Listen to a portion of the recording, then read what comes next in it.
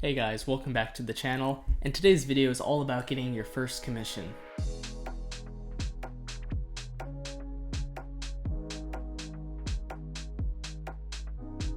So that's right, not only am I going to show you how to get your first commission, but once you get that commission, what are the expectations from both parties and what do you do once you're at that stage? So that's what we're going to talk about today, so stay tuned. Part 1, getting the commission.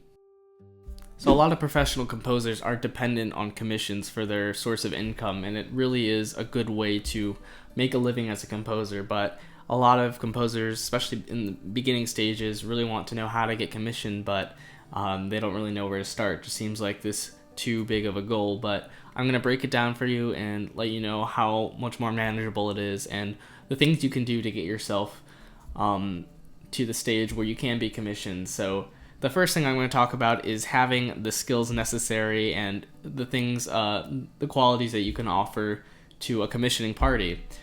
So what I mean by this is that you actually have to have somewhat of, I don't know how to put this without being harsh, but you have to be pretty skilled at composing to be commissioned in the first place. If you've only been writing for only a few months or even a few years, it's less likely that you'd be commissioned because a lot of professional groups want to make sure that their programs for their concerts have more recognizable names on there, for example, or that's not always the case, but it just tends to be that beginners don't usually get commissioned because they don't have the qualities or skills necessary to fulfill such a task. And I know there are exceptions out there, but that's just something you have to expect, and that's probably the number one barrier when it comes to getting commissioned as a beginner. So if you're an A-list composer, someone who's been composing for decades and decades, it's a lot easier to be commissioned and have ensembles reach out to you. But I think an easy way as a beginner is to leverage your networks.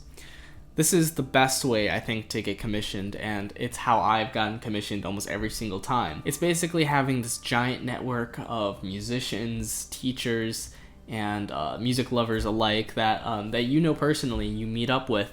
And having that network is super useful because you can share your music with them. If they really like it, and let's say they're a band or choir director or an orchestra, they might want to program it in their concert to support you as a friend or as a colleague or someone in their network, for example. And it's just really about knowing a lot of people, and having that network in place is super useful when someone is looking to program something in a concert. They can always turn to you. Another great way to meet people is through conventions. Probably the biggest one is the Midwest Band and Orchestra Clinic in Chicago, and it happens every December. And I really wanted to go last year, but COVID kind of shut me down there. However, I will try to attend this year, so if you guys want to meet up at Midwest, I will be there. But anyways, yeah, this is a massive conference that has all sorts of educators, students, players, groups of all kinds, and manufacturers, and all the sponsors or whatever. But yeah, it's just an amazing way to network with people. You can have some of your music on with like printed scores or CDs that you can hand out. That's a little bit of an old school technique, but yeah, a lot of people you can meet are at those conventions. Another one are all-state conferences in your specific state. So yeah, so most states have this all-state festival or whatever that you have to audition for, and it's pretty much just the best players in the state. So yeah, if you want to meet a lot of people your age, and that's how I got one of my first commissions, was meeting someone at one of these all-state conferences, and it's just really cool. So just try to reach out and try not to be quiet or introverted like me during these conferences, because that's not going to get you anywhere. You have to really put yourself out there, and that's where amazing opportunities can line up down the road. So what's an alternative to doing all of these conferences and things like that? Well, there are some really cool opportunities online to get commissioned. One of the best free resources online for commissions and competitions and call for scores is composersite.com. And the site's a little sketch, but it's a really cool place to find all sorts of opportunities to get commissioned. I think you'll have a little less success because there's so many candidates that will try to apply, but I've had some success on there too, so give it a try. There's some really cool opportunities there for you to look at. Part 2, fulfilling the commission. So congratulations, you just got commissioned for your first piece. So we have to look at some very important details before we get started. So just a number one caveat here, the person that commissioned you is probably familiar with your work already, and they already like the sounds and the harmonic language, for example, or just the style that you evoke. So just keep that in mind as you write the piece for them. So all commissions have to start with a commission agreement or contract of some kind. And I'll put on screen the contract that I gave a patron that commissioned me. And of course I'll blur out the details, but there are some important criteria that you need to discuss in this agreement, just so you're both on the same page. And having a contract of some kind is really important so that you can get paid on time, as well as having the piece finished on time. So number one thing is having a deadline. So when do the score and the parts need to be fully done or even printed by? So you'll have a date for that. You need to know when the performance date is if you want to go to the premiere, as well as if you want to conduct the premiere. That's a whole separate thing. But yeah, having a deadline in there is super important for both of those things. Another thing that you have to keep in mind is the difficulty. So is this a grade 4 band piece, which is really difficult? Is it a grade 0.5, which is for elementary school students? Knowing the difficulty of the piece is really important because you don't know if you're writing for middle school students or professional collegiate players. So it really is important that you have that on paper. And a good thing to discuss, this shouldn't be in the contract, but discussing the strengths and weaknesses of the ensemble you're working with. So if you're talking with a director or if there's a quartet, knowing the strengths and weaknesses of the players is super important to know. If you want to highlight a certain section or instrument with a solo, or not to score this section in that way because they're not as proficient. So discussing that with whoever's commissioning you or the person who's in charge of the ensemble is super important. Strengths and weaknesses, everyone, super important. Another key thing to have on your commission contract or agreement is the duration of the piece. The duration of the piece really dictates how long it takes you to write it and how much time you have allotted to write for it. Writing a 5-minute piece versus a 20-minute piece are just completely different, and it'll take way longer to write that 20-minute piece, obviously. So having that on paper is super important as well, because you don't want to have to write more than you need to for what you're getting paid for. And duration also dictates the price as well. So a price is something that a lot of people ask me about. How do you price a commission? What's the industry standard? So unfortunately, there really isn't. Commissions can range anywhere from, let's say, $500 all the way to $20,000, for example. That's a good range of what you can get. When you're a beginner, you're probably gonna be at the lower end of the spectrum. But what dictates the price? Really, the things I talked about previously: the duration of the piece, the difficulty, as well as how long you have until that deadline. There are some other factors that may influence it, but those are super important to keep in mind. So let's say you're working with a high school concert band. They always have a parent band boosters program to help fund these projects. So it's helpful to ask the director how many funds are available for this project so you don't ask for too much.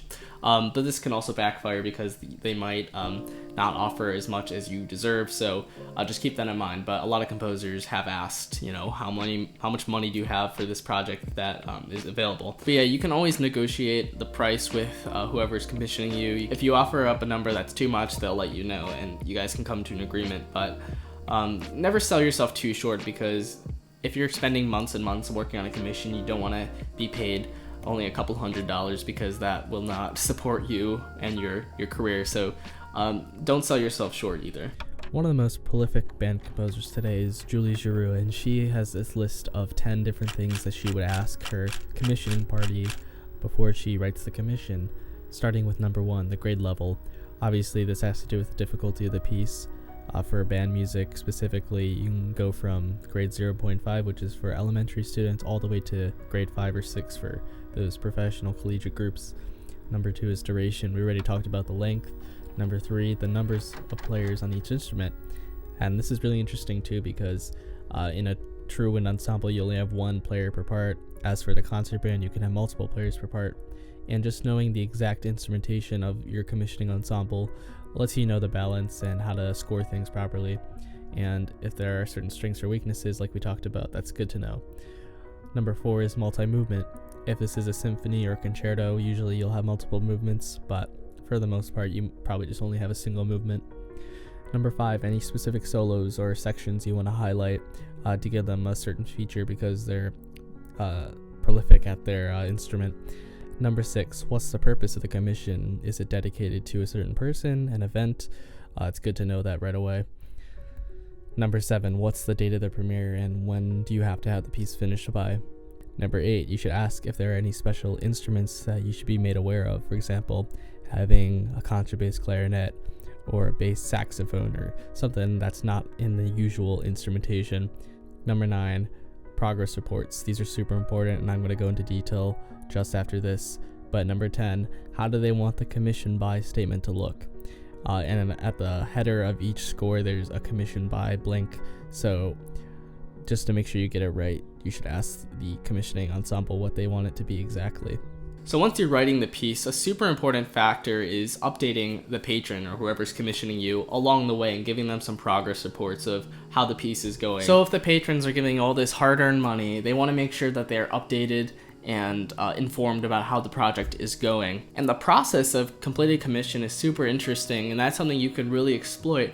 You can charge a little bit more in your price if you want to go and talk to the school through Zoom, or if you actually want to visit them or conduct the piece during rehearsals, for example. Getting the players who are involved, especially if it's like an educational group, getting those players involved in the process of what a real living composer does is super invaluable and super interesting for kids, because they didn't, all the composers they're used to are either really old or they're dead. So seeing a living and breathing composer write music specifically for their school is one of the most memorable things that can happen for them. And I'm sure a lot of them will carry that memory through the rest of their life. So yeah, trying to get involved in the process of the commission is super important to keep in mind. So commissions are just one way of making a living as a composer. And if you want to know several other ways, such as teaching or through some contests online, then I have a video about that up here that you can click on right after this one to know how you can earn a living in this type of career. But if you want to go ahead and buy me a coffee, this is tea, but if you want to go buy me a coffee, there's a link down below that I've added to some other descriptions. That is just a great way to support me, since I don't use Patreon or other crowdfunding sources, and that just really helps, one, support my coffee addiction, and two, helps support the creation of these videos. If you enjoy them, then go ahead and just support me, just a few dollars to get me a nice latte or something like that. But yeah, thanks so much for watching, and keep writing.